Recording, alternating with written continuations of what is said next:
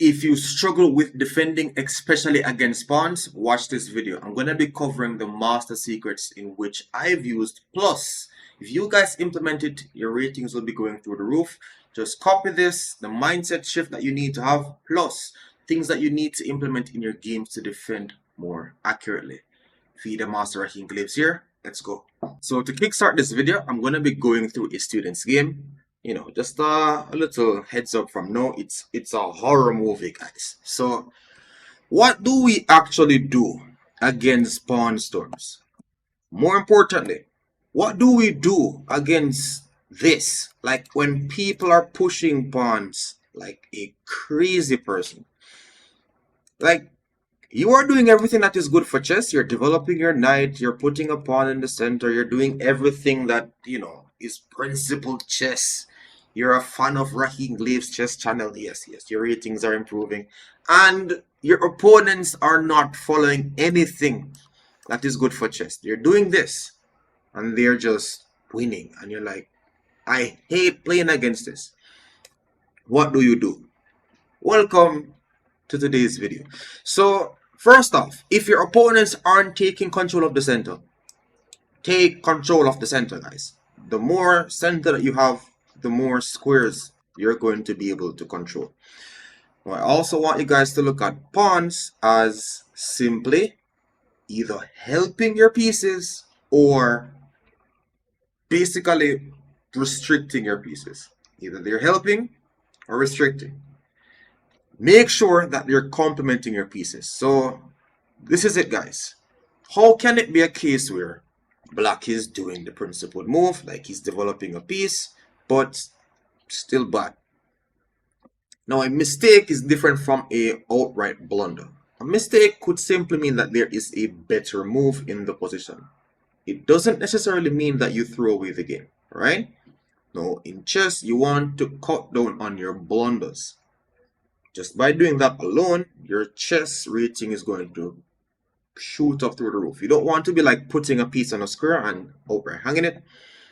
Now we had knight to d2. So just to confirm, guys, bishop to f5, completely a normal move. We now had knight to d2.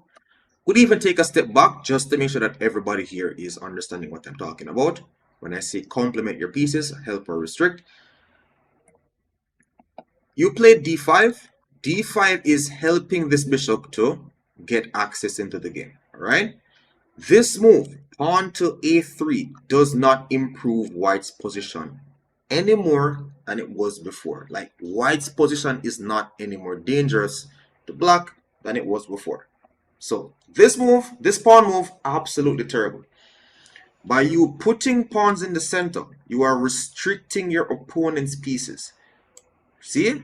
By pushing this pawn 2 squares, this bishop can't get to c4. Now, masters simply understand the principles on a deeper level. Like, this is what we practice. You just learn at the starting that you need to do this. The further you go up in chess, you will understand the importance of why. Black is taking out his piece. Again, h3 doesn't help anything. Terrible move. You know what? Bishop to f5, knight to d2, and no pawn to e6. Again, not a bad move, but I would take some more space if I got a chance. Bishop to e2. And this is going to be the first thing that we're going to be discussing, as again, this bishop cannot get real access into the game. It only has like one square to go to. Went to e2. Black went bishop to d6, and this is the last time, guys, where beginners are going to actually find this video somewhat understandable in terms of what's happening in the opening. Because we had knight to b3. Who knows why white played this? Black castled and was now in a worse position. And I can tell that a lot of persons also go through this, which is why I'm covering this video. How is black doing everything that is good for chess and is absolutely worse? Let's go. Now, for pawn storms, pawns don't attack, pieces do. So whenever you see a lot of pawn moves from your opponent, look at the piece that they're trying to activate. Now, when you castle into a pawn storm, what happens is, if you have pieces on the same side that you're castled on, a lot of tempo moves can come in handy and force your opponent's pieces to get active. We're going to be going more in detail. I won't go too much in it just yet, but just to give you guys a small example, let's say that black played pawn to h6. Let's just remove this. Let's say, what would you guys on YouTube play as white? Would you guys play g5 or h5? This will basically tell me a lot about what you guys understand about this video and about pawn storms in general. Remember, pawns don't attack, pieces do. Whenever I push pawns, I look at the piece that I'm trying to activate. For example, this rook is not in the game. This bishop is not in. It's like it's not really attacking anything for black, right? So like black right now is not under any attack, but by using this pawn break, the pawn storm, the pawn break, suddenly the rook got active, right? Suddenly the bishop can now get access into the game. If I see the engine or anybody push this pawn to f4, I'm not like, all right, he's pushing a pawn. I am looking at the piece that this guy is trying to activate. If I basically come to the conclusion that this pawn move doesn't activate anything, then it is a waste of a move. All right. Now, this is going to be what is separating the average players from, again, more advanced. It's how best they can actually see these plans from their opponents when it comes on to their pawns. What do I mean by this? The pawn structure like this, how can white play around these pawns and activate their pieces? We could actually just let's just make a bad move for black. This is a pawn move that does not help black's position. No, bishop to h5. Okay, we could even just play bishop to f3 just to show you guys what I'm talking about. Let's just make a random move. Let's just move our queen. Yes, move our queen somewhere. And then queen to e2, q to h2. By us pushing this f pawn, guys, look, this f pawn was here. It was blocking the queen's entry. By this pawn going to f4, this queen now gets a chance to get to the h file. Just look, because we are using the pawns to pave the way for pieces, we're now seeing how white is actually formulating his attack. Yeah, beginners are going to find this video like super stressful, but still, just want you guys to get the idea. Pawns pave the way for pieces. Try to see the pathway. Like, look at your pawn structure as just a setup, and your pieces need to actually slip through those cracks to actually attack your opponents. All right, you don't want your pieces blocked behind the pawns. They need to be like actually seeing a clear pathway through to be super active. Now let's just cut the chit chat. That didn't happen in the game. g4 would have basically, given white some serious chances.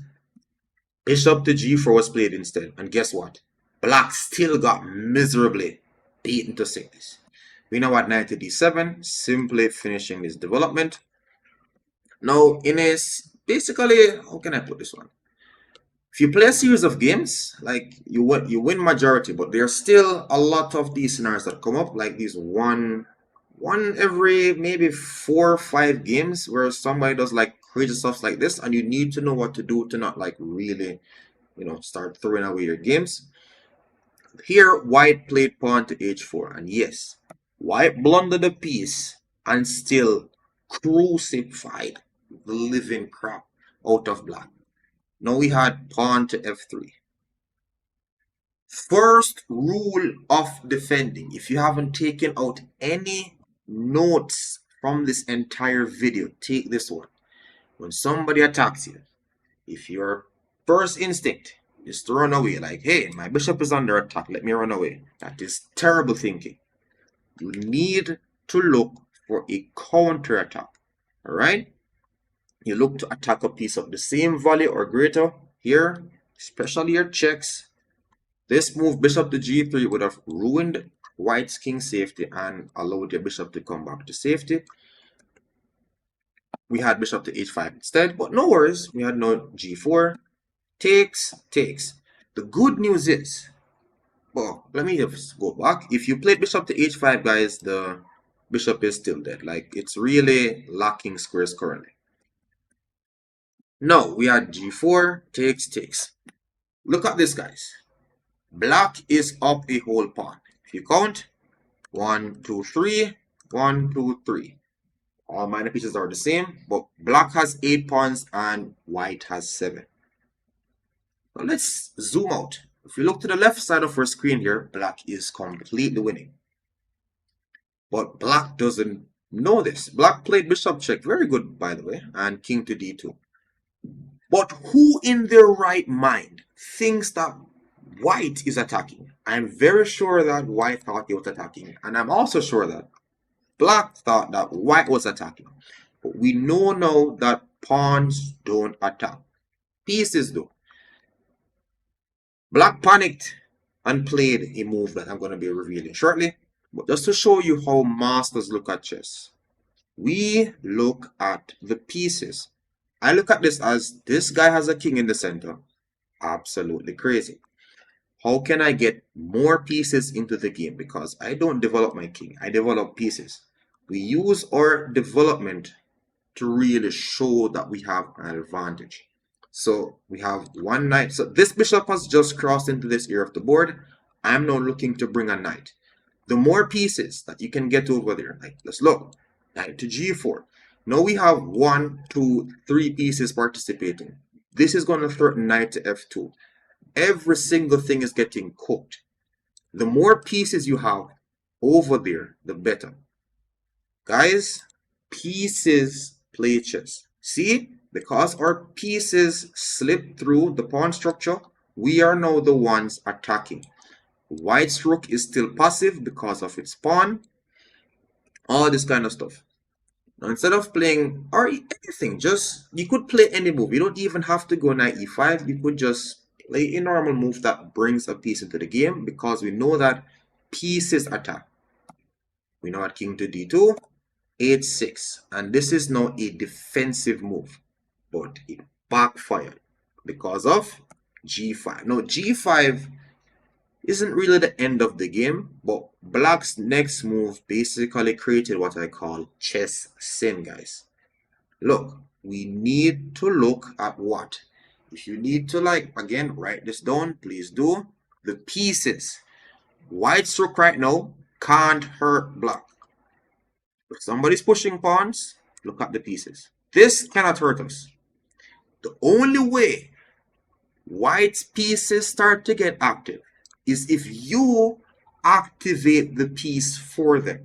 Now, pawn takes g5, allowing this rook to look along this h file, and again, team up with this queen is just lights out, guys. Look, white even lost a piece in this game, and the game didn't even lost a couple more moves. I'm showing this to you to just ensure that everybody who's watching my channel understands that it's not to panic in scenarios like this. Look at the pieces. Look, when he pushes g5, it just gave the queen some eye. Rook wanted to get some life. In scenarios like this, you could simply move your knight out of the way. Just don't activate your opponent's pieces, guys. All right. Now there was a last attempt here to stop queen takes h7, which is knight f6. And if anybody again was taking notes for this video, pawns either help or restrict your pieces. Which is why this pawn again was restricting black's pieces from getting here. This position where this pawn is all the way back is different from this, which is why we need to gain space. If it's a pawn move that doesn't do anything, that's bad. If it's restricting your opponent's pieces, that's good. That's the difference between, again, bad pawn moves and good ones. Now, thanks again for watching, guys. Like, share, and subscribe. Ensure that you're using these defensive tips. Elevate your gameplay, and thanks again for watching. Take care.